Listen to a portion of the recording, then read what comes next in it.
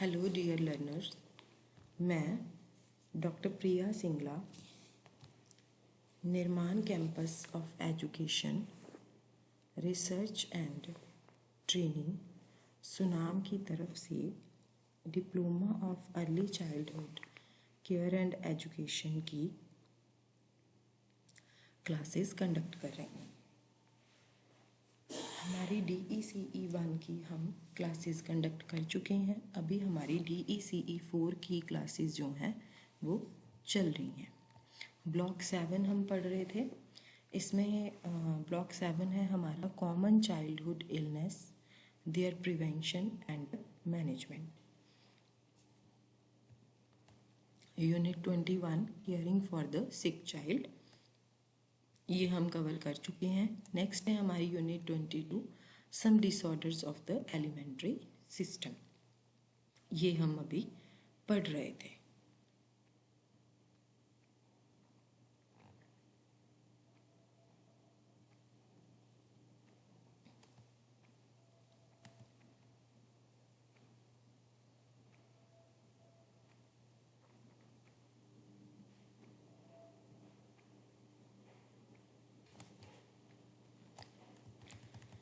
Constipation हम पढ़ चुके थे और डायरिया हम पढ़ चुके थे। अब हम कॉलरा की बात करेंगे।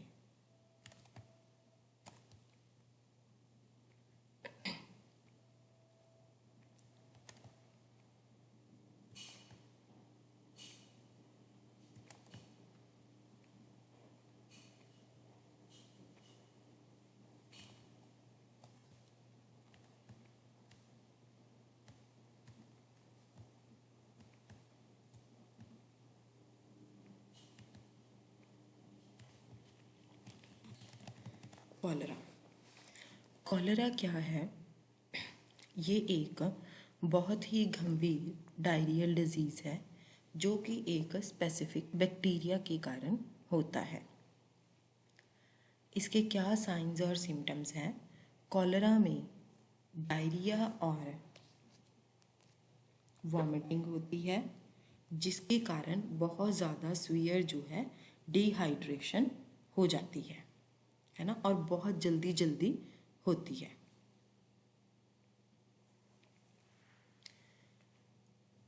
जो बच्चा कॉलरा से सफ़र कर रहा होता है ना, उसके जो स्टूल्स होते हैं वो भी बहुत ज़्यादा आते हैं वॉल्यूम में। पानी होते हैं, पानी वाले स्टूल्स होते हैं, वाटरी स्टूल्स होते हैं, और उसमें म्यूकस के फ्लेक्स भी होते हैं। इसके कारण जो स्टूल्स हैं, जो पतले स्टूल्स आते हैं, उसको हम बोलते हैं rice water stools. Rice water stools हम उसको बोलते हैं। जो बच्चा होता है वो ग्रेवली जो है बीमार होता है, मतलब बहुत गंभीरता से। ग्रेवली मतलब बहुत गंभीरता से वो बीमार हो जाता है। बहुत तेज, और कई बार पल्स रेट जो है वो बहुत तेज़ हो जाती है, कई बार जो पल्स रेट होती है वो बहुत कम भी हो जाती है। और जो सांस ब्रीदिंग होती है उनकी, वो बहुत ज़्यादा रास्पिंग हो जाती है।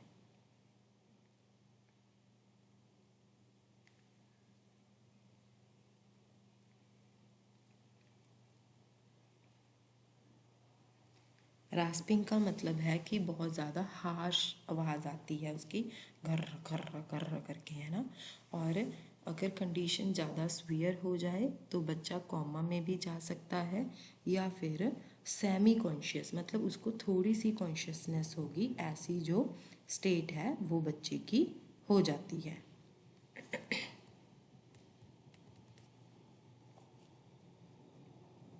अब कारण क्या है कॉलरा के? जैसे डायरिया के कारण थे, वही सेम कॉलर है, कॉजेज़ हैं, कारण है डायरिया के। जैसे कि अगर हमने कंटामिनेटेड वाटर ले लिया, या हमने कंटामिनेटेड फूड ले लिया, ठीक है, या फिर हमने कोई भी इन्फेक्शियस एजेंट्स से हमें इन्फेक्शन होने के चांसेस हो सकते हैं। जैसे कि इंसेक्ट्स की अगर हम बात करें, रोडेंट्स के, जैसे फूड पड़ा है कहीं पे मान लीजिए आपका, है ना, तो उसमें किसी इंसेक्ट ने या रोडेंट ने अटैक कर दिया, है ना, या फिर पर्सनल हाइजीन की कमी की वजह से भी ऐसे होता है।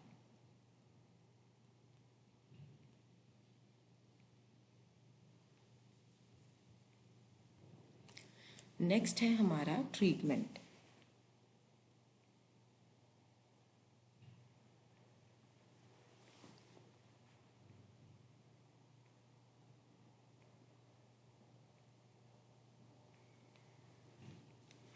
कॉलरा के जितने भी केसेस होते हैं ज़्यादातर वो डॉक्टर को रेफ़र कर देने चाहिए या किसी प्राइमरी हेल्थ सेंटर को रेफ़र कर देनी चाहिए, ताकि बच्चों का ट्रीटमेंट जो है वो इमीडिएटली स्टार्ट हो जाए।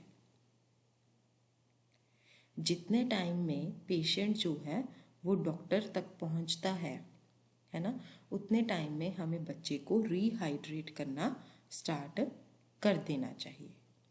एक बच्चा जो कि बहुत ज़्यादा गंभीर तौर पर डिहाइड्रेटेड है, मतलब उसके शरीर में पानी की कमी हो चुकी है, थोड़ा बहुत वो मतलब आधा वो कॉन्शियस भी अनकॉन्शियस भी हो चुका है और कोमा की स्टेज तक भी पहुंचने वाला है, जब हम डॉक्टर को रेफ़र करना या फिर किसी और मेडिकल सेंटर को रेफ़र करना बहुत ज़्यादा ज़रूरी है।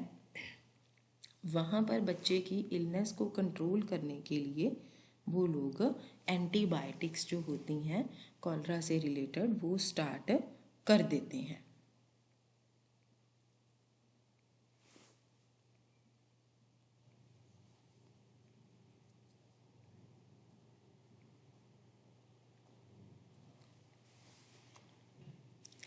ये जो मेडिसिन होती ये बच्चे के जो स्टूल होते हैं,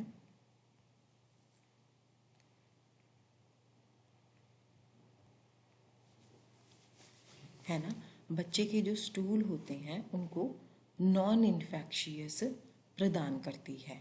जो एंटीबायोटिक्स देते हैं उसकी वजह से जो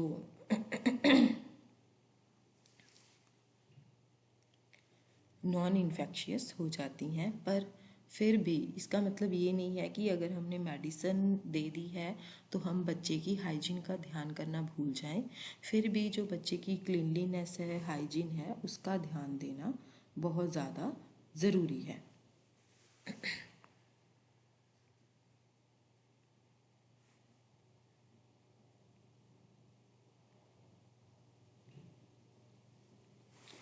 आगे है प्रिवेंटिव मेजर्स।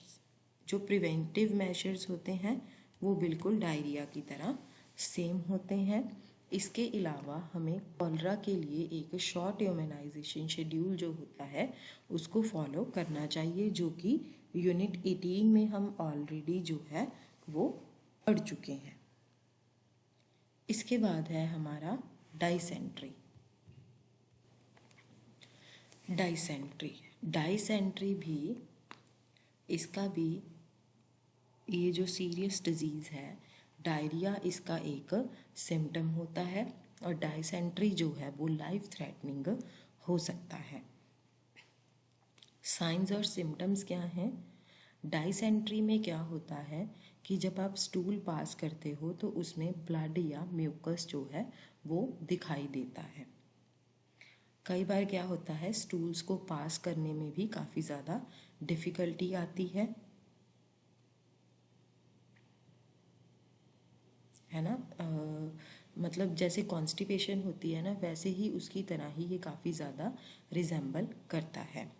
बच्चा वेट करेगा कि कब वो मोशन को पास करेगा, ठीक है, पर कुछ भी पास आउट नहीं होता है, या फिर ब्लड के साथ म्यूकस जो है वो पास आउट होता है। कई बार पेट में बहुत ज़्यादा दर्द भी होता है ना। ये अपेंडिसाइटिस से थोड़ा अलग होता है। अपेंडिसाइटिस में क्या है कि अब्डोमेन के एक पर्टिकुलर पार्ट में पेन होता है। जैसे जैसे ये डिज़ीज़ बढ़ता जाता है, जो बाउल मूवमेंट्स की फ्रीक्वेंसी होती है वो भी बढ़ती जाती है और डायरिया भी हो जाएगा। अगर इन्फेक्शन बहुत ज़्यादा गंभीर हो गई है तो बुखार भी हो जाता है। कई बार बंदे को लगता है कि मैं बिल्कुल ही लिस्टलेस हो गया हूँ, डल हो गया हूँ, किसी भी एक्टिविटी में या अपने आस पास किसी भी चीज़ में इंटरेस्ट ना होना, ठीक है, रेस्टलेसनेस होनी या फिर हेडेक होने लगता है। इस स्टेज के ऊपर जो टंग होती है वो भी कोटेड हो जाएगी।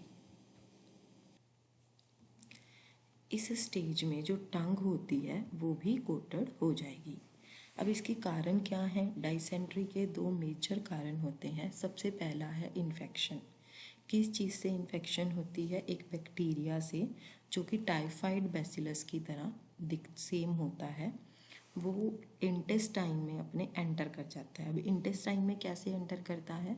मान लीजिए आपने कोई कंटेमिनेटेड पानी ले लिया या कंटेमिनेटेड फूड ले लिया, ठीक है, उसके कारण जो है आपकी बॉडी में, इंटेस्टाइन में वो बैक्टीरिया एंटर कर जाता है और पर्सन को इन्फेक्ट करता है।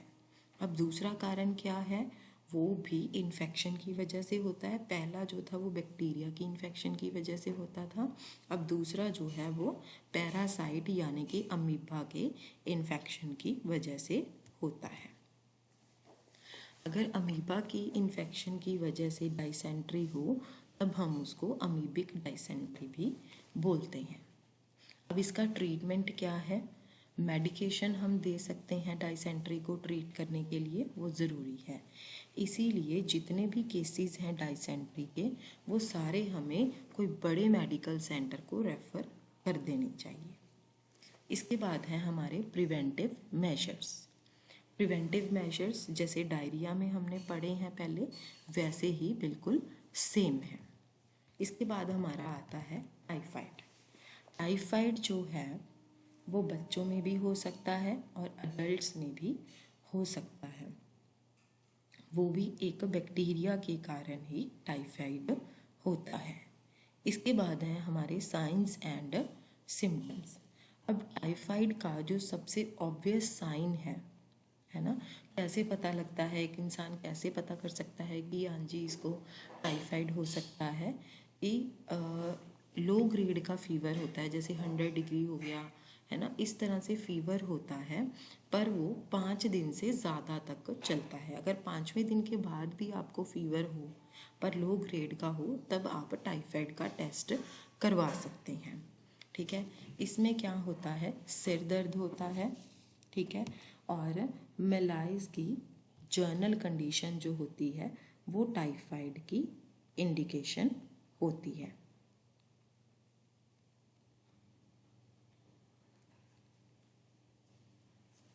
मेलाइज क्या होता है?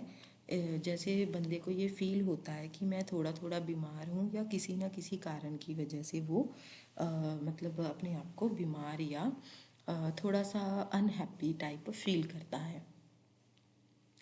जब बच्चा फील करता है कि वो उसका बुखार, उसकी बीमारी बढ़ रही है, ठीक है, तब उस टाइम पे क्या होता है कि जो डायरिया है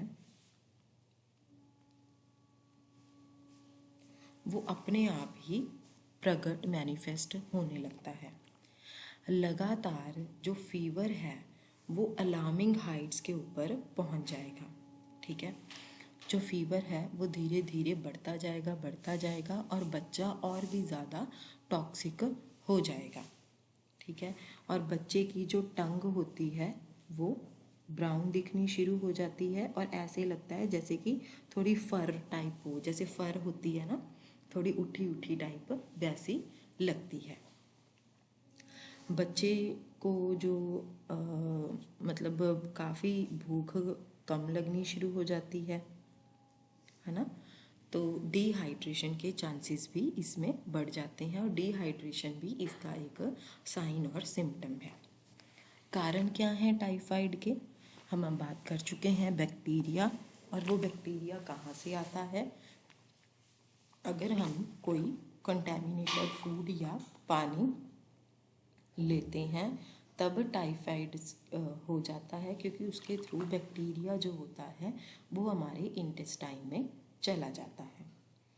ट्रीटमेंट क्या है? कोई भी बच्चा जिसको 5 दिन से ज़्यादा फीवर हो रहा है, हमें उसको डॉक्टर को रेफ़र कर देना चाहिए या फिर किसी बड़े मेडिकल सेंटर में उनको भेज देना चाहिए। अगर टाइफाइड को टाइम पर ट्रीट ना किया जाए तो ये काफ़ी ज़्यादा लाइफ को नुकसान भी कर सकता है। प्रिवेंटिव मेजर्स, जो इम्यूनाइजेशन है वो बच्चे को टाइफाइड के अटैक से प्रोटेक्ट कर सकती है ना। इसके बारे में हम यूनिट 14 में ऑलरेडी पढ़ चुके हैं। पर ये सिर्फ शॉर्ट टर्म प्रोटेक्शन जो है वो प्रोवाइड करती है। इसके अलावा जो सेफ़ और क्लीन ड्रिंकिंग वाटर होता है या फूड होता है वो भी टाइफाइड को बचाने में मदद करेगा। ये है आपकी एक्सरसाइज 3। इसके बाद आता है parasites in the alimentary system. अब एलिमेंट्री सिस्टम, डाइजेस्टिव सिस्टम में पैरासाइट्स, इस सेक्शन में हम उन डिस्टर्बेंसेस के साथ डील करेंगे जो कि डाइजेस्टिव सिस्टम में पैरासाइट्स के कारण होती है। ये जो पैरासाइट्स हैं वो 2 तरह के होते हैं। सबसे पहला है कि वो वॉर्म्स जिसको हम अपनी आँख से देख सकते हैं, ठीक है। दूसरा है अमीबा, जो जिसको कि हम अपनी आँख से देख नहीं सकते हैं, उसको हमें देखने के लिए माइक्रोस्कोप की ज़रूरत पड़ती है। इसके बाद है हमारा वॉर्म इन्फेस्टेशन।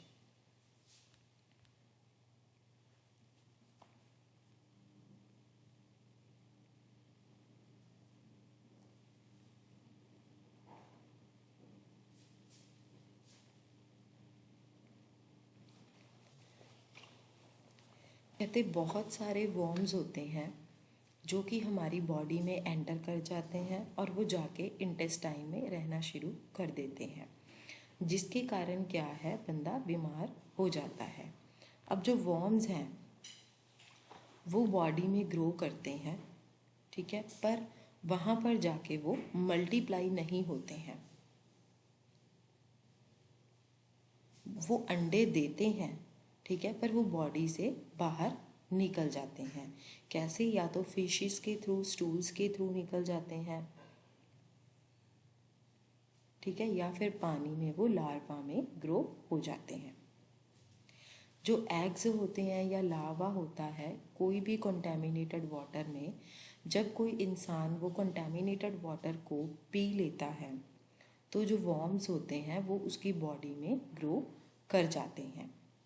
जिस भी इंसान में अगर बहुत ज़्यादा इन्फेक्शन हो गई है वॉर्म्स के थ्रू, तो उसका मतलब ये है कि वो बहुत ज़्यादा एग्स या लार्वा को इंजेस्ट कर गया है, अपने शरीर के अंदर ले गया है। जो वॉर्म्स होते हैं उनका जो लाइफ साइकिल होता है वो जैसे थोड़ा बहुत शरीर के अंदर होता है और थोड़ा बहुत जो होता है वो शरीर के बाहर होता है, ठीक है। वो ग्राउंड में भी रह सकते हैं, इसीलिए जो राउंड वॉर्म्स होते हैं या थ्रेड वॉर्म्स होते हैं, ठीक है, या कोई भी पैरासाइट्स होते हैं, ठीक है, किसी भी ऑर्गेनिज्म में, जैसे एनिमल्स या लिविंग वॉर्म्स में, या फिर टेप वॉर्म्स जो होते हैं, वो सारे ही शरीर के थोड़ा सा शरीर के अंदर उनका लाइफ साइकिल होता है, थोड़ा सा शरीर के बाहर उनका लाइफ साइकिल जो है वो होता है। जो वॉर्म इन्फेस्टेशन है उसको हम ट्रीट कर सकते हैं, पर एंटीबायोटिक्स के थ्रू नहीं कर सकते हैं।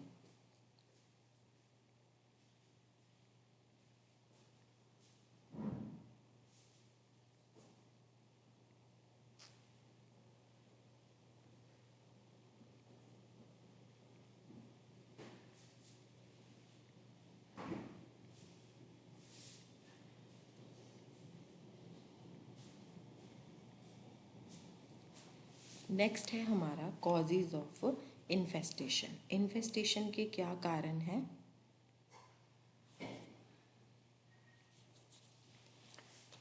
जब वॉर्म्स कोई भी कंटामिनेटेड वाटर या फूड से बॉडी में एंटर करते हैं, ठीक है, वो सबसे बड़ा कारण होता है कि हमारे शरीर में वॉर्म्स जो हैं उन्होंने अटैक कर दिया है। अब वॉर्म इन्फेस्टेशन किसके कारण हो सकता है? मान लीजिए एक तो कंटामिनेटेड फूड या वाटर ले लिया, या हमने पर्सनल हाइजीन को मेंटेन नहीं रखा, अपने हाथ नहीं धोए, ऐसे ही खाना खा लिया, है ना। जैसे कि मान लीजिए आपके जो नेल्स हैं हाथों के वो बहुत गंदे हैं, ठीक है, जब आपने खाना खाया उसमें जो वॉर्म्स के एग्स थे वो आपके शरीर में अंदर चले गए हैं, जब आपने खाना खाया तो आपकी बॉडी में एंटर कर गए हैं, उसकी वजह से आपके शरीर में जो वॉर्म्स हैं वो पैदा हो जाते हैं। उसके बाद है हमारा science and symptoms of infestation.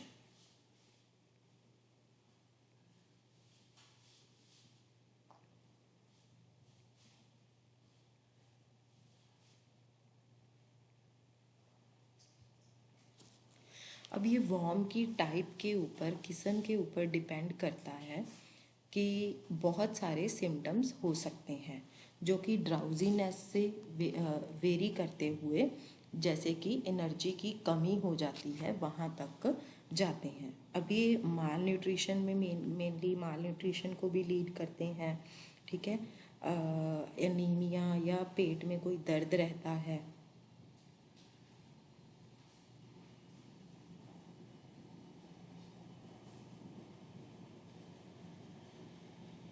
है ना, मतलब सुस्ती हो जाती है, एनर्जी की कमी फील होती है, माल न्यूट्रिशन में जैसे होता है, या अनीमिया में, या पेन रहता है पेट में। ऐसे और भी बहुत ज़्यादा सीरियस फिनोमिना हैं, जैसे कि हाइड्रेटेड सिस्ट। अब ये हाइड्रेटेड सिस्ट क्या होते हैं? ये एक फ्लूइड होता है जो कि हमारी बॉडी में, फ्लूइड फिल्ड सैक होता है जो कि हमारी बॉडी में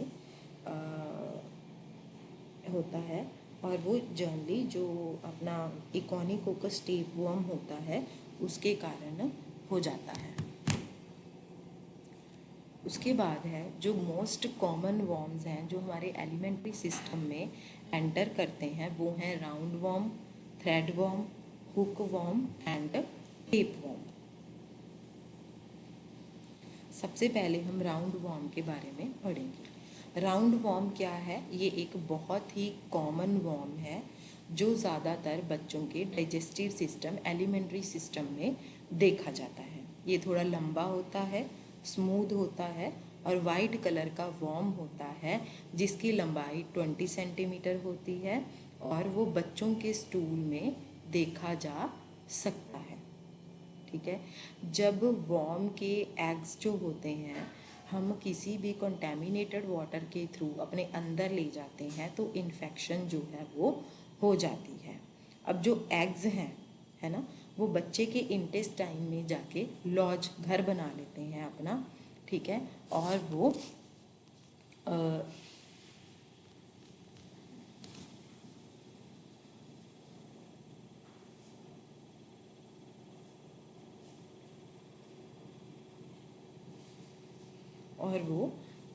हैच कर लेते हैं लार्वा में,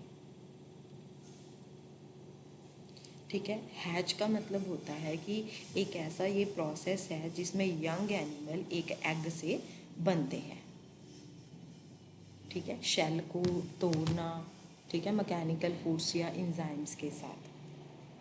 फिर वो हमारी ब्लड स्ट्रीम में एंटर करते हैं, ठीक है, और लंग्स में चले जाते हैं, फिर स्टमक में भी चले जाते हैं जब वो थोड़े से बड़े साइज़ के वॉर्म बन जाते हैं वहाँ जाके। जो अडल्ट होता है वो इसको अपने आप भी रिप्रोड्यूस करता है, एग्स प्रोड्यूस होते हैं जो कि स्टूल्स के थ्रू दोबारा से एक्सपेल हो जाते हैं।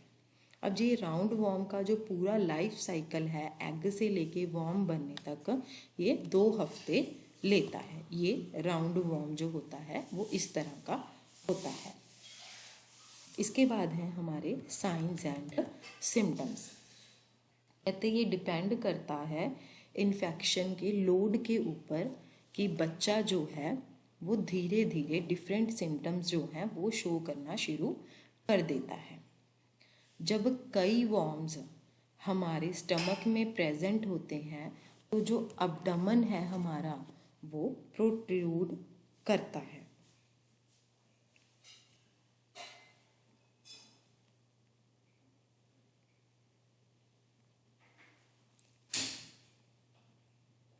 प्रोट्रूड का मतलब है कि बाहर निकालना, ठीक है। तो जो स्टमक है वो बाहर निकालता है और कई बार जो बॉल्ड वॉर्म्स होते हैं वो एक्सटर्नल स्किन के थ्रू भी हमें फील होते हैं। जब वॉर्म्स आपके स्टमक में स्विमिंग करना शुरू कर देते हैं, ठीक है, तो वो ऊपर की तरफ मूव करते हैं। इस केस में बच्चे को कई बार वॉमिट आती है और उसमें भी वॉर्म्स देखने को मिलते हैं। अब जो लार्वा होता है, मतलब जो एग्स होते हैं, जब वो लंग्स के थ्रू पास होते हैं तब भी बच्चे को कई बार इरिटेशन होती है, ठीक है। वो ड्राई कफ को प्रोड्यूस करता है, स्पेशली रात के टाइम पे ऐसा होता है। जब बच्चा बेड में होता है कई बार बच्चा जो है बहुत ज़्यादा गर्मी भी फील करता है।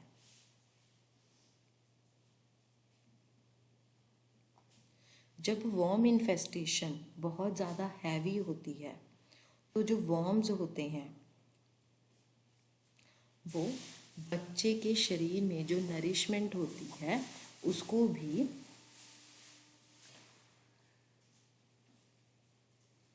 कंज्यूम कर लेते हैं, ठीक है, जिसकी वजह से बच्चे में माल न्यूट्रिशन होने के चांसेस जो हैं वो बढ़ जाते हैं। शुरू में बच्चे की भूख जो होती है वो बढ़ जाती है क्योंकि बच्चे को न्यूट्रिशन की कमी अपने शरीर में फील होनी शुरू हो जाती है। पर बाद में बच्चे की जो फूड इनटेक होती है वो कम हो जाती है। क्यों कम होती है? क्योंकि बच्चों को लगातार बहुत ज़्यादा पेन होता है, ठीक है, और साथ में इनर्शिया भी हो जाता है ना। इनर्शिया मीन्स जड़ता, मतलब एनर्जी की कमी हो जाती है, बंदा मूव भी कर मतलब फिजिकली वो मूव कर नहीं पाता है।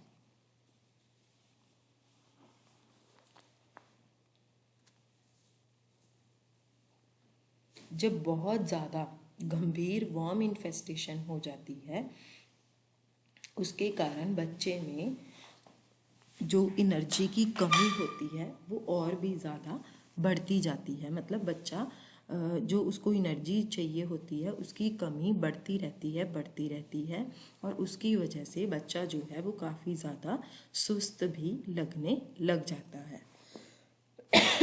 सॉरी। जो वॉर्म्स हैं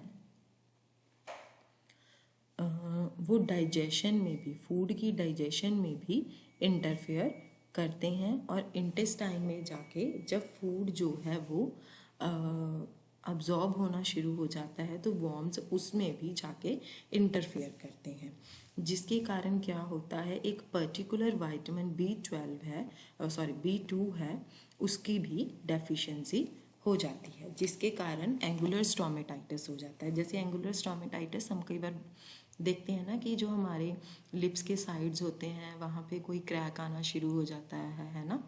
कई बार क्या होता है कि ये जो है वॉर्म इन्फेस्टेशन का सबसे पहला साइन भी हो सकता है। जैसे आपके लिप्स भी बहुत ज़्यादा ड्राई होने लग जाते हैं। इसका ट्रीटमेंट क्या है?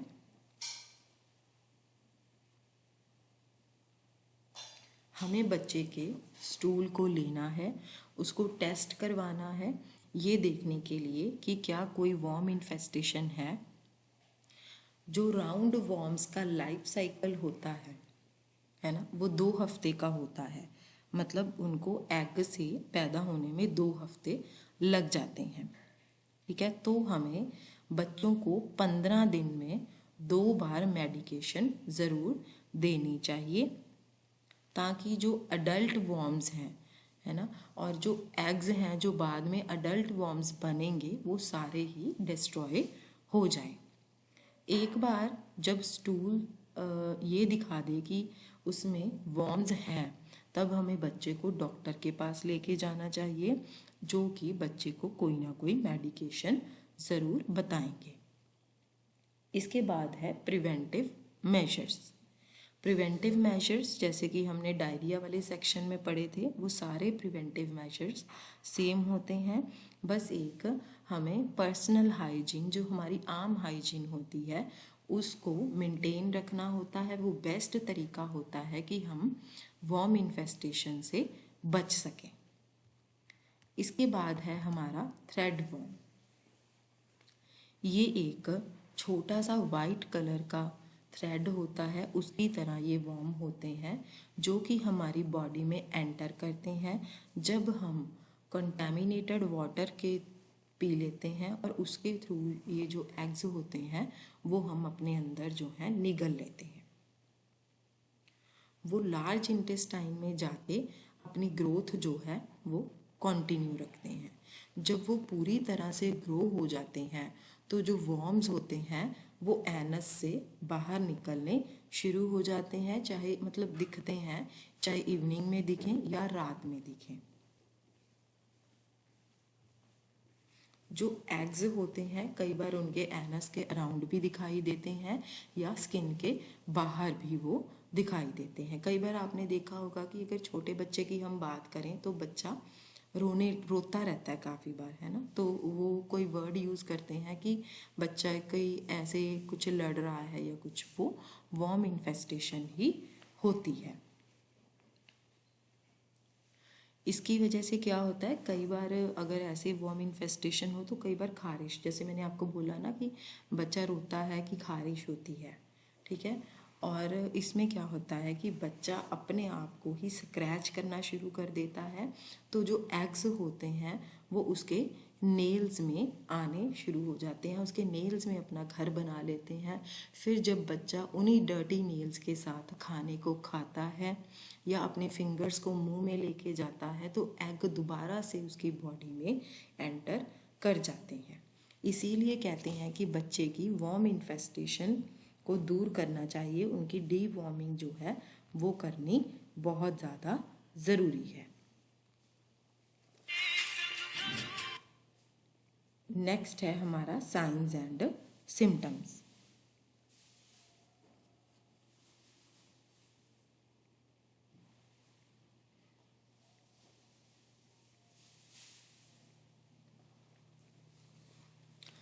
जो वॉर्म्स का जब लोड होता है वो बढ़ जाता है, काफ़ी ज़्यादा मात्रा में वॉर्म्स जो होते हैं वो बढ़ जाते हैं, तो जो वॉर्म्स हैं जब बच्चा स्टूल पास करता है, बाउल मूवमेंट होती है, तब उसके थ्रू वो पास हो जाते हैं। अगर हम उसको अपनी आँखों से देखते हैं तो वो एक छोटे वाइट कलर के थ्रेड की तरह आपको मुड़े हुए दिखाई देते हैं। ट्रीटमेंट,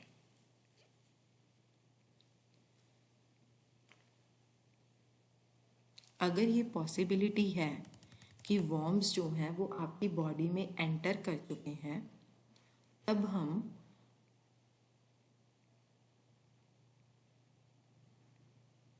बच्चे को दोबारा से इन्फेक्ट उन एग्स से इन्फेक्ट होने से बचा सकते हैं, ताकि बच्चे अपने जैसे बच्चे अपने एनस को स्क्रैच ना करें, ठीक है, या फिर बाद में वो अपनी फिंगर्स को अपने मुंह में ना डालें। जबकि ये बहुत मुश्किल काम है कि हम बच्चे को इतना देख भी नहीं सकते हैं कि बच्चा जो है कब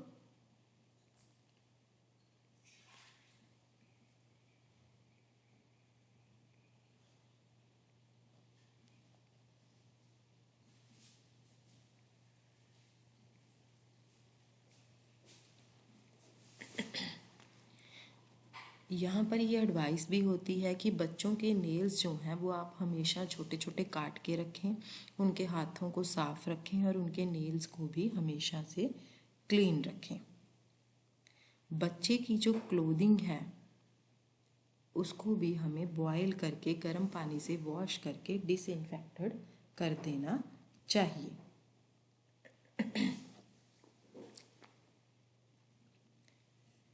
बच्चे को उसकी बॉडी से वॉर्म्स को बाहर निकालने के लिए हमें उनको मेडिसिन्स देनी होंगी, इसीलिए आप बच्चे को डॉक्टर को रेफ़र कर सकते हैं। इसके बाद है नेक्स्ट हमारा प्रिवेंटिव मेजर्स। प्रिवेंटिव मेजर्स में हमें क्या करना है, जैसे कि सारी डिजीज़ कंडीशंस में होती हैं स्पेसिफिकेशंस, वैसे ही हमें करना है। वो बेस्ट प्रिवेंटिव मेजर होता है अगर हम अपने आप को प्रॉपर क्लीन रखेंगे। हमें बच्चे को ट्रेन करना है कि अपनी फिंगर्स को, अपने थम्स को मुंह में ना डालें, कोई भी ऑब्जेक्ट फ्लोर से उठा के मुंह में ना डालें, ठीक है, और ना ही अपने एनस को कभी स्क्रैच करें। जब खारिश हो रही है तब उसको स्क्रैच ना करें। उसके बाद है हमारा हुकवर्म।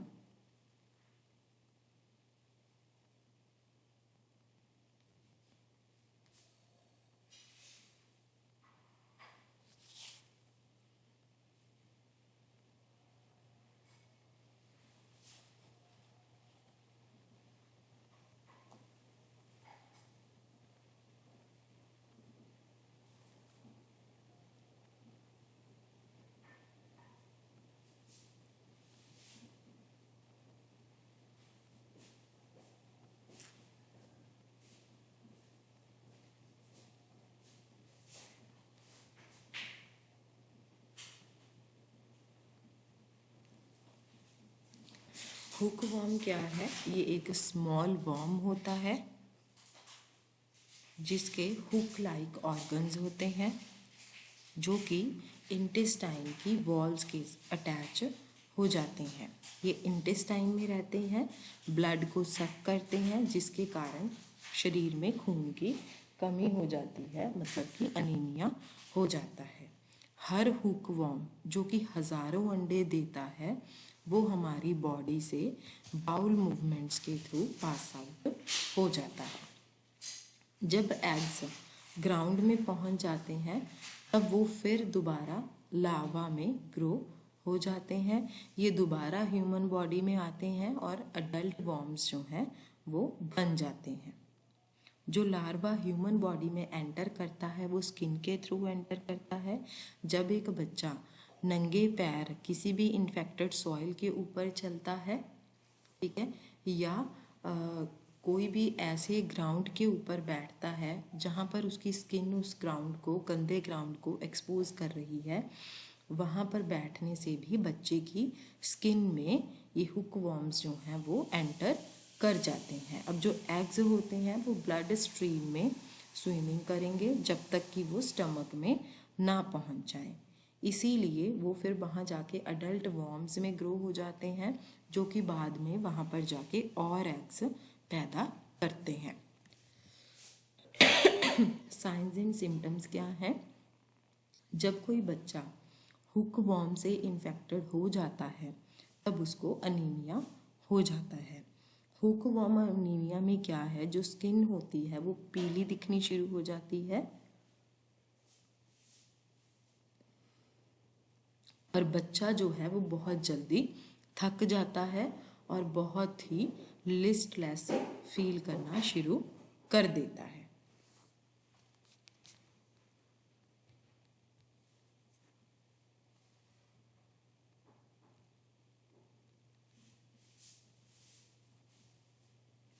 लिस्टलेस मतलब थका हुआ होता है और बिना एनर्जी वाला फील करता है।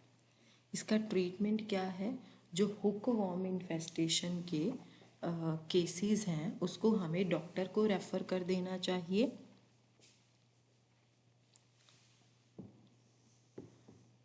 जैसे ही डॉक्टर हमें ट्रीटमेंट देंगे वॉर्म्स हमारे स्टमक से बाहर निकल जाएंगे, तो जो अनीमिया है बाद में उसको भी ट्रीट किया जा सकता है। प्रिवेंटिव मेजर्स, हमें ये भी पक्का करना है कि बच्चे और जो पेरेंट्स होते हैं हमें उनको ये बताना बहुत ज़्यादा ज़रूरी है कि ग्राउंड के ऊपर बच्चे को अगर नंगे पैर बच्चा चल रहा है तो काफ़ी ज़्यादा खतरा होने के चांसेस हो सकते हैं। ठीक है, या बच्चे की स्किन का कोई ऐसा हिस्सा है ना जो कि किसी गंदे काम को एक्सपोज कर रहा है,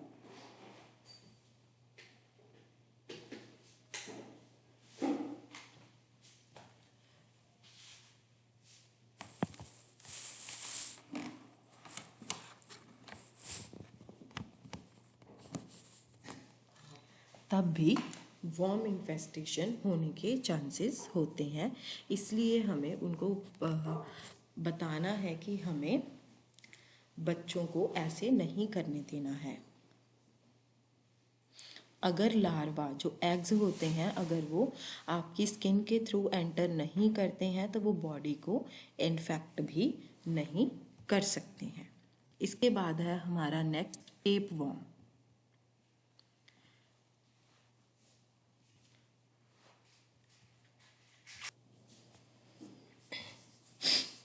टेप वॉर्म्स को टेप वॉर्म्स क्यों कहते हैं?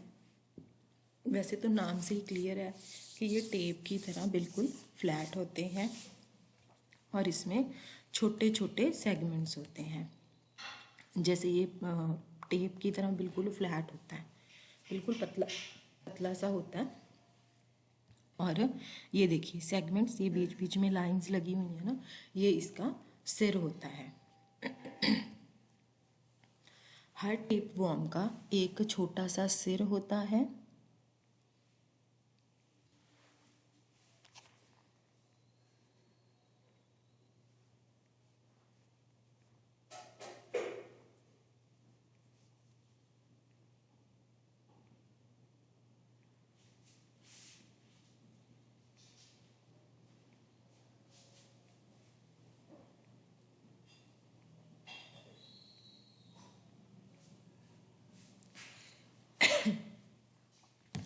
जो कि इंटेस्टाइन को पकड़ के रखता है। जैसे जैसे सेगमेंट्स ग्रो होते जाते हैं तो जो लास्ट सेगमेंट है वो एक एग्स का फुल बैग जो है वो बन जाता है। ये बैग टूट जाता है और बॉडी में से बाउल मूवमेंट के थ्रू बाहर निकल जाता है। जब बैग हैवी होता है तो कई बार ये एनस से भी बाहर लटका हुआ दिखने लग जाता है।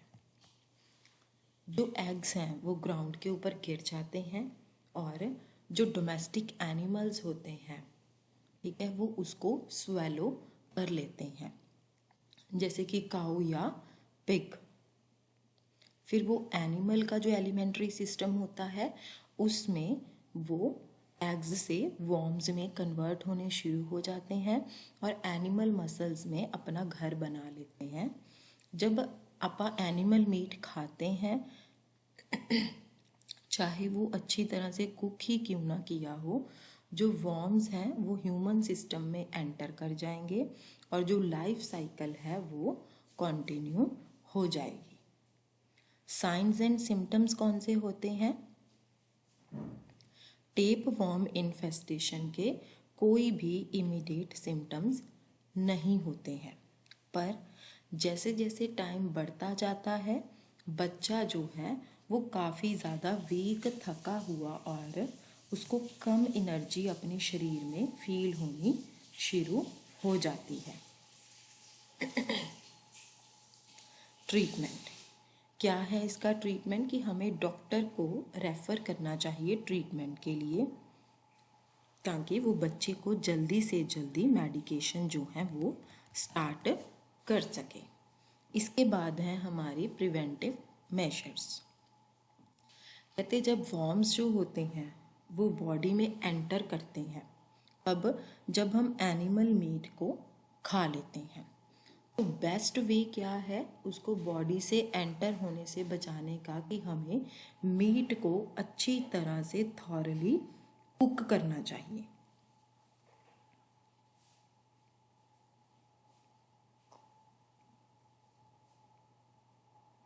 और भी वॉर्म्स हैं जो कि ह्यूमन बीइंग्स को अफेक्ट करते हैं डॉग्स से, जैसे कि इकोनिकोकस जो कि हाइडाटिड सिस्ट को प्रोड्यूस करता है ना। हाइडाटिड सिस्ट के बारे में हम पहले भी पढ़ चुके हैं कि ये एक फ्लूइड फिल्ड सैक होता है बॉडी में, जो कि इकोनिकोकस टेपवर्म की वजह से होता है ना। ये एक सैक या पाउच है जिसमें कि टिश्यू की पॉकेट की तरह ये होता है, उसमें पानी होता है और वॉर्म्स के एग्स होते हैं। ये बॉडी के किसी पार्ट को भी अफेक्ट कर सकते हैं। हम इसको अपनी आँखों से ऐसे नहीं देख सकते हैं, सिर्फ माइक्रोस्कोपिक एग्जामिनेशन से ही हम इनको आइडेंटिफाई कर सकते हैं। जब हमने इनको माइक्रोस्कोपिक एग्जामिनेशन से आइडेंटिफाई किया, इसीलिए ही हम बोलते हैं कि क्योंकि हम इनको नेक्ड आई से तो देख नहीं सकते हैं ना, तो उसकी वजह से क्या है कि हम डॉक्टर को जो है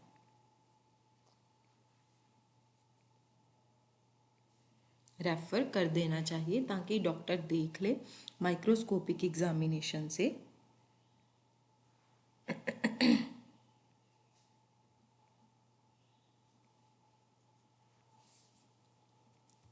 उसके बाद है हमारा अमीबिक इन्फेक्शंस।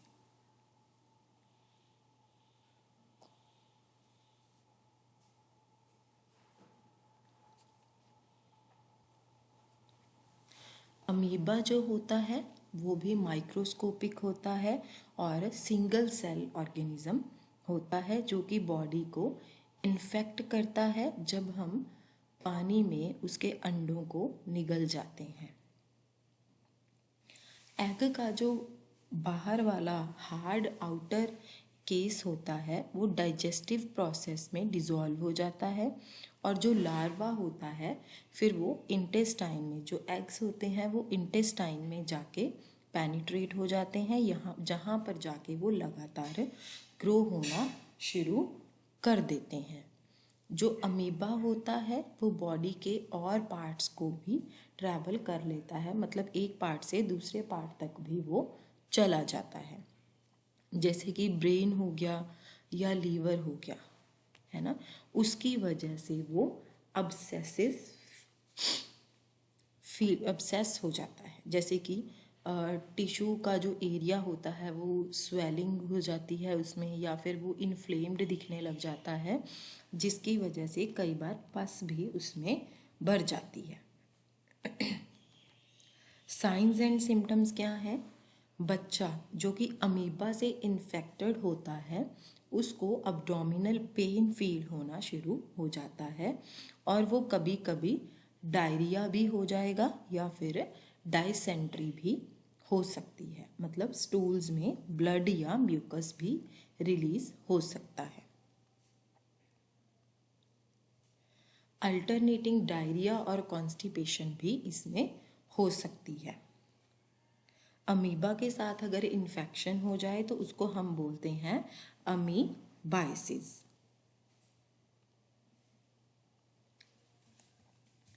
उसके बाद है हमारा ट्रीटमेंट।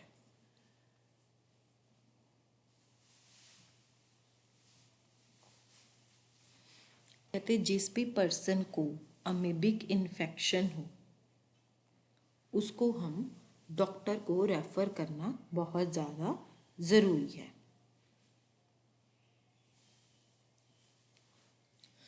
स्टूल्स को डॉक्टर टेस्ट करने के लिए बोलेंगे, ये फाइंड आउट करने के लिए कि क्या सच में जो इन्फेक्शन पर्सन है वो इन्फेक्टेड है या नहीं है।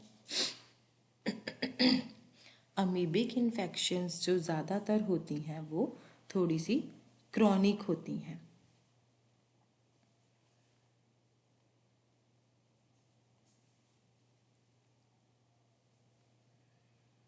मतलब जो कि लंबे टाइम के लिए चलती हैं। ऐसे एरियाज़ जहाँ पर वाटर जो है, पानी जो है वो अमीबा से इन्फेक्टेड होता है उसको हम एंडेमिक बोलेंगे। एंडेमिक से वो अमीबाइसिस बन जाता है। ट्रीटमेंट के लिए बहुत ज़्यादा रेजिस्टेंट होते हैं, उनके लिए जो ड्रग्स प्रिस्क्राइब किए गए हैं वो बहुत स्ट्रॉन्ग होते हैं, और इसीलिए ही उनको लंबे टाइम के लिए लेना डिफ़िकल्ट हो जाता है। अगर बच्चे को डाइसेंट्री है या डायरिया है तो हमें बिना डॉक्टर को कंसल्ट किए, बिना डॉक्टर की कंसल्टेशन के वेट के हमें रिहाइड्रेशन करनी शुरू कर देनी चाहिए। और साथ साथ जैसे ही डॉक्टर को रेफ़र कर दिया और इन बिटवीन टाइम जो है उसमें आप उनको रिहाइड्रेशन जो है उनकी करनी स्टार्ट कर सकते हैं।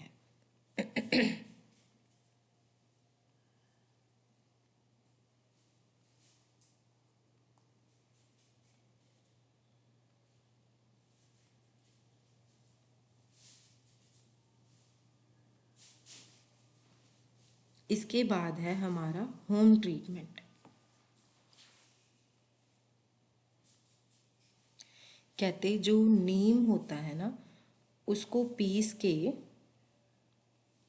एक छोटी सी नीम के पत्तों को पीस के एक छोटी सी बॉल बना के हमें हर दिन जो है उसको खाना चाहिए, जिससे कि अमीबिक इन्फेक्शन जो है वो कंट्रोल हो जाती है। इसके बाद है हमारे प्रिवेंटिव मेजर्स।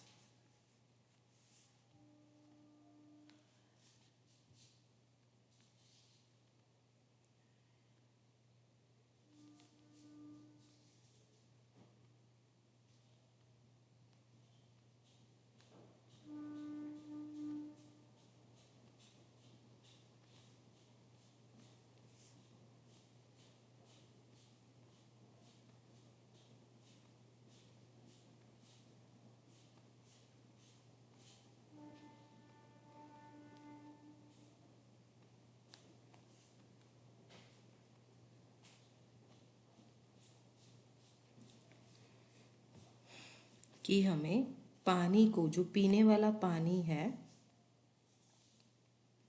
उसको हमें प्योरीफाई करके फिर पीना चाहिए। बच्चों को भी प्योरीफाई करके उसको फिर देना चाहिए।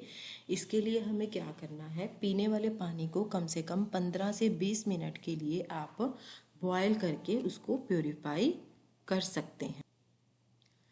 पर्सनल हाइजीन को मेंटेन करना, जैसे कि हमने डायरिया के सेक्शन में किया था।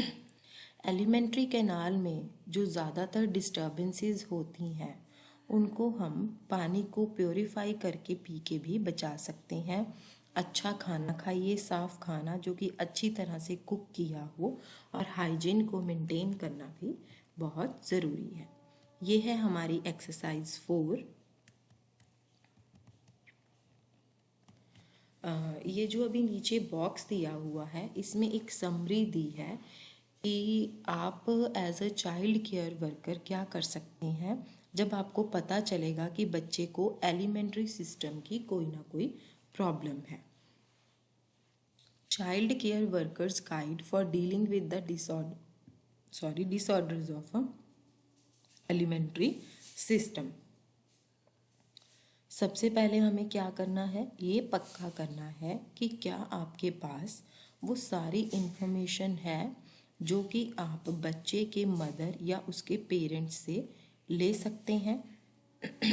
जैसे कि बच्चे को डायरिया कब हुआ, वॉमिटिंग कब स्टार्ट हुई, बच्चा 1 घंटे के टाइम के अंदर कितनी बार स्टूल्स को पास करता है, या फिर कितनी बार बच्चा वॉमिट करता है।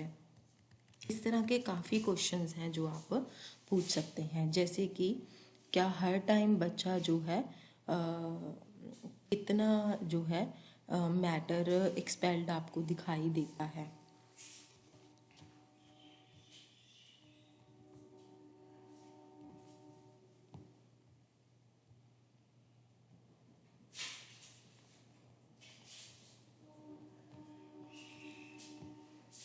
मतलब जो निकला हुआ मैटर होता है वो कितनी बार आपको, हर बार आपको देखने को मिलता है, और हर बार कितना मैटर आपको देखने को मिलता है। फिशेस का कलर कौन सा होता है, या स्टूल्स का, या वॉमिट जब आती है तब उसका कलर कौन सा होता है।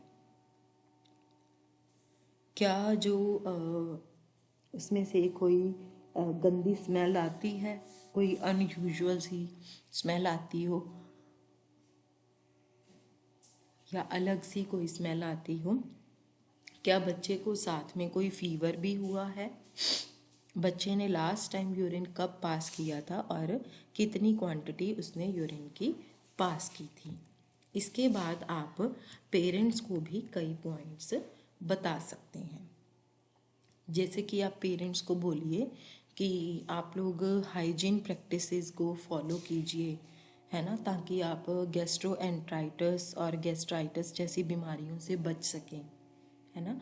उनको ये भी बताना ज़रूरी है कि अगर आपको कॉन्स्टिपेशन यानी कि कब्ज है तो उसको भी बचाया जा सकता है। उनको ये भी बताना है कि अगर आपके बच्चे को डायरिया है, मतलब कि लूज मोशंस हैं, या मान लीजिए उनको वॉमिट्स आ रही हैं बार बार, तो अगर आप उनको ट्रीट नहीं करेंगे, बच्चे को ओरल रिहाइड्रेशन सॉल्यूशन या लिक्विड्स नहीं देंगे, तो बच्चा जो है वो इस कंडीशन को वर्स बना सकती है, वो है डिहाइड्रेशन। ठीक है, तो डिहाइड्रेशन जो है वो भी प्रिवेंटेबल होती है। हम बच्चे को रिहाइड्रेट करके जो है दोबारा से इस कंडीशन से बचा जा सकता है। वॉर्म्स को भी हम ट्रीट कर सकते हैं और उनको दोबारा इन्फेक्शन होने से भी बचाया जा सकता है।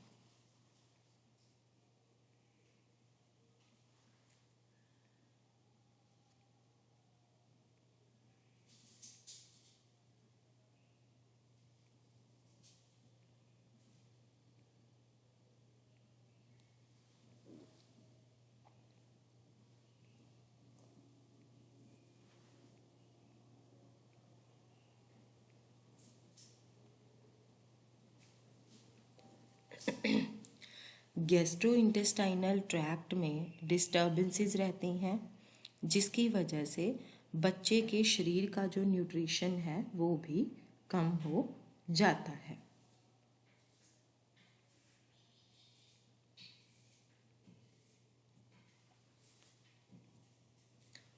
कोई अगर अब्डामन में एक्यूट पेन हो या स्वेलिंग हो, है ना, तब भी हमें इमीडिएटली डॉक्टर के पास लेके जाना चाहिए।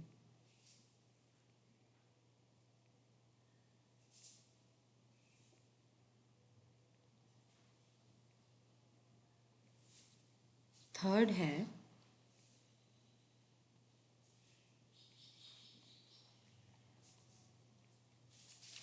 कि हमें मदर या पेरेंट्स को रिकमेंड करना चाहिए कि आप हर मॉर्निंग बच्चे को क्या होता है वो नोट करिए, और कौन कौन से एस्पेक्ट्स को नोट कर सकते हैं आप चेक करिए।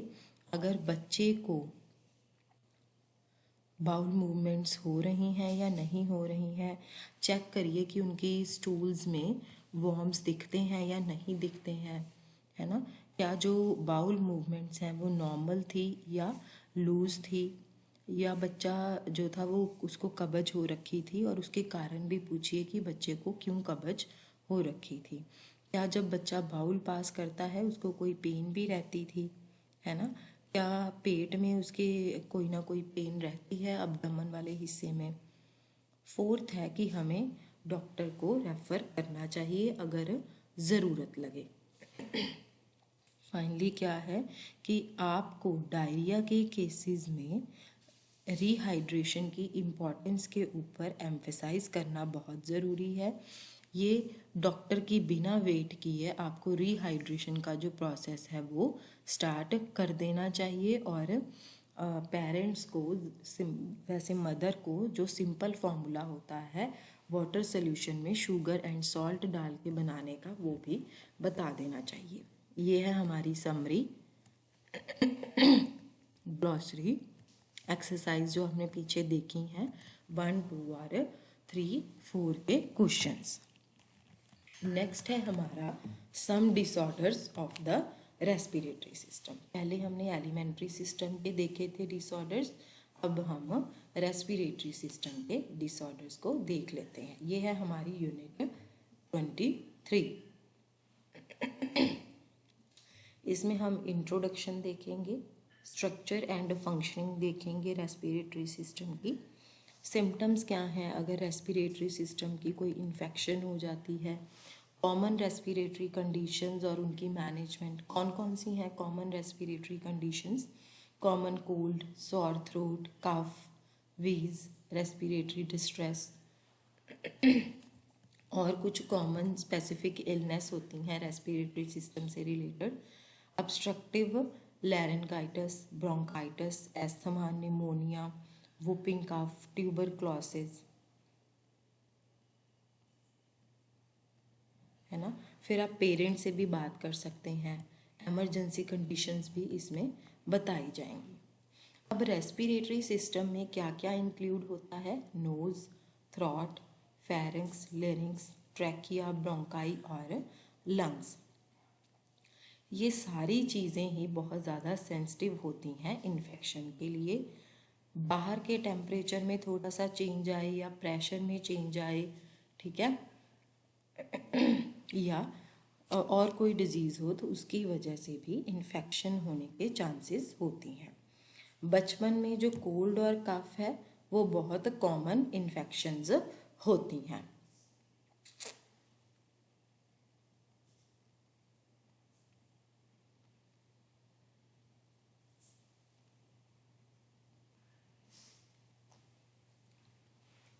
ये बहुत ज़्यादा हल्की भी हो सकती हैं, जिसमें कि हमें ज़्यादा चिंता करने की ज़रूरत नहीं है, या फिर बहुत ज़्यादा सीरियस भी हो सकती हैं कि डिफ़िकल्टी हो हमें सांस लेने में भी।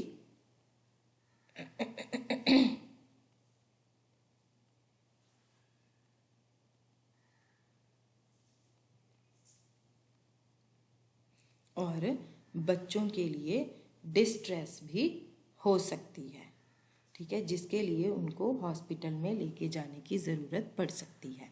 अब रेस्पिरेटरी इन्फेक्शन क्या है? ये कई बार बच्चों में डेथ का कारण भी बन जाती हैं, इसीलिए हमें बहुत ज़्यादा अलर्ट रहने की ज़रूरत है।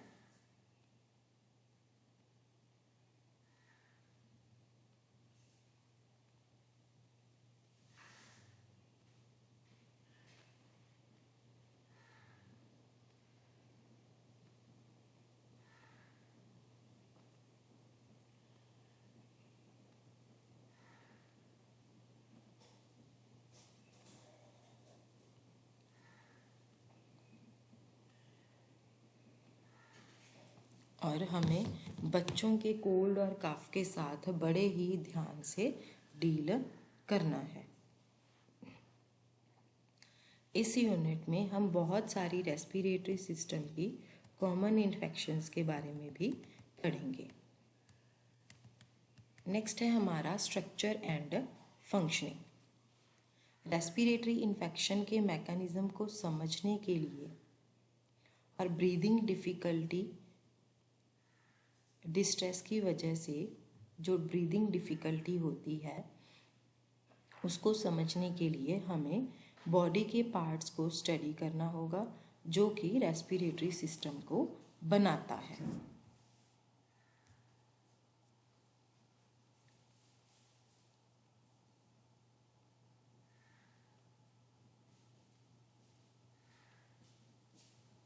रेस्पिरेटरी सिस्टम को हम दो पार्ट्स में डिवाइड करते हैं, अपर रेस्पिरेटरी और लोअर रेस्पिरेटरी। जो नेज़ल कैविटीज़ होती हैं वो नोज़ के अंदर स्पेस को बोलते हैं। अब जो थ्रॉट की बैक होती है जिसको हम फेरिंक्स बोलते हैं, वॉइस बॉक्स या लैरिंक्स को, वॉइस बॉक्स या लैरिंक्स जो अपर रेस्पिरेटरी सिस्टम का पार्ट होते हैं। ट्रैकिया एयर पैसेज के लिए होता है। ब्रोंकाई जो होता है वो ट्रैकिया की ब्रांचेज होती हैं। ब्रोंकाइलस जो होता है वो ब्रोंकाई की सब डिवीज़न होती है। और जो लंग्स होती हैं वो रेस्पिरेटरी पार्ट्स का लोअर रेस्पिरेटरी पार्ट का हिस्सा होती हैं। देखिए ये डायग्राम बनाई गई है। Nasal cavity, nostrils, larynx, trachea, nasopharynx, bronchioles, bronchi, ribs, lungs और डायफ्राम। अब जो ट्रैकिया होता है वो क्या है? ट्रैकिया एक बड़ी सी लार्ज स्ट्रॉन्ग ट्यूब होती है। ये देखिए ट्रैकिया, ये ट्यूब होती है जो कि नीचे, ये देखिए फिर नीचे से लैरिंक्स के साथ ये अटैच हो जाती है। अब जो ट्रैकिया होता है उसको हम दो पार्ट्स में डिवाइड करते हैं, राइट और लेफ्ट ब्रोंकाई। जो राइट ब्रोंकस होता है वो राइट लंग में जाता है, जो लेफ्ट ब्रोंकस होता है वो लेफ्ट। ये देखिए ये ट्यूब है ना ट्रैकिया, ये नीचे जाके दो पार्ट्स में आ गई। ये ट्यूब एक साइड राइट में आ गई, एक साइड लेफ्ट में आ गई। जो राइट में गई वो राइट ब्रोंकाई, जो लेफ्ट में गई वो लेफ्ट ब्रोंकाई। ठीक है। अब लंग्स में क्या होता है, जो ब्रोंकाई है उसको हम दो हिस्सों में डिवाइड करते हैं, स्मॉलर ब्रोंकाई और ब्रोंकाइलस। जो हर ब्रोंकाइली होता है वो ये ब्रोंकाइली है ना, देखो इसके एंड में ये राउंड शेप के जो लगे हुए हैं, ठीक है, इनको हम बोलेंगे कि ये छोटे छोटे सैक होते हैं। इन सैक को हम एल्वियोली बोलते हैं। ठीक है, ये जो छोटे छोटे सैक होते हैं ना, इनको हम एल्वियोली बोलते हैं। अब जो एल्वियोली होती है वो ब्लड वेसल्स के साथ बहुत अच्छी तरह से सप्लाई होती है। जो रेस्पिरेटरी सिस्टम की ट्यूब्स होती हैं जैसे कि ट्रैकिया, ब्रोंकाई, ब्रोंकाइलस, एल्वोली, है ना, ये सारी अंदर से एक थिन टिश्यू से लाइन अप होती हैं जो कि म्यूकस को प्रोड्यूस करती हैं ताकि पैसेज को वेट रखा जा सके। अब जो लंग्स होती हैं वो रिब केज के अंदर होती हैं जो कि हमें एक्सटर्नल इंजरी से बचाती हैं। अब बिल्कुल नीचे डायफ्रागम उनको प्रोटेक्ट करता है जो कि अब्डोमेन से उनको सेपरेट भी करता है। ये जो लंग्स होती हैं ये दो टिश्यू के दो थिन लेयर से कवर होती हैं जिसको हम बोलते हैं प्लेरा। इन टिश्यूज के बीच में जो स्पेस होती है उसको हम बोलते हैं प्लेउरल कैविटी। ये जो कैविटी होती है ये नॉर्मली एम्प्टी होती है, बट डिजीज के केस में ये फ्लूइड्स पस या ब्लड से फुलफिल्ड होती है। सांस लेते हुए जो बॉडी है वो नोज के थ्रू ऑक्सीजन को अंदर लेती है। ये जो ऑक्सीजन होती है ये ट्रैकिया इसको कैरी करता है, ब्रोंकाई इसको कैरी करता है, फिर ये लंग्स में जाती है। जब ये एल्वियोली की में पहुंच जाती है, जो छोटी छोटी ब्लड वेसल्स होती हैं वो एल्वियोली को कवर करती हैं और ऑक्सीजन को अब्जॉर्व कर लेती हैं और जो बॉडी से अनवांटेड कार्बन डाइऑक्साइड होती है वो बाहर आ जाती है। इसीलिए जो ये एयर का एक्सचेंज होता है एयर सैक्स में या एल्वियोली में होता है। अब कार्बन डाइऑक्साइड फिर दोबारा बैक ट्रैवल करती है ट्रैकिया के ऊपर और बॉडी से बाहर निकल जाती है। जब हमारे ब्लड में ऑक्सीजन की मात्रा पूरी नहीं होती है, चाहे वो ऑक्सीजन की कमी के कारण हो या किसी ब्लॉक पैसेज के कारण हो या कोई भी इन्फेक्शन के कारण हो या एस्थमा के कारण हो, किसी भी कारण से हो, तो बच्चा जो है वो नीले रंग का पड़ने लग जाता है। उसको हम बोलते हैं साइनोस्ट। ये एक बहुत ही सीरियस कंडीशन होती है। जो वेन्स में ब्लड होता है वो कार्बन डाइऑक्साइड को कैरी करता है लंग्स से। लंग्स में बॉडी के वेरियस पार्ट से जो ब्लड होता है वेन्स में वो कार्बन डाइऑक्साइड को कैरी करता है लंग्स में और बॉडी के बाकी के पार्ट से भी। और आर्टरीज जो होती हैं वो ब्लड को कैरी करती हैं लंग्स से, जो कि ऑक्सीजन में रिच होता है ब्लड, और वो बाकी के बॉडी के पार्ट्स में लेके जाती हैं उस ऑक्सीजन को।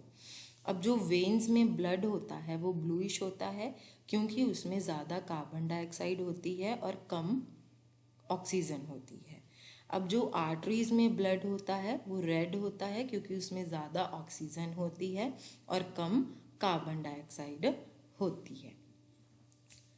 ये थी हमारी स्ट्रक्चर और उसकी फंक्शन। उसके बाद है हमारे symptoms of infections of respiratory system.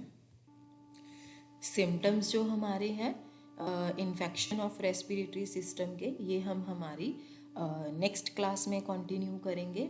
आज की क्लास हम यहीं पर ही ओवर कर देते हैं। अगर किसी की कोई क्वेरीज हैं तो प्लीज़ आप पूछ सकते हैं। Thank you dear students.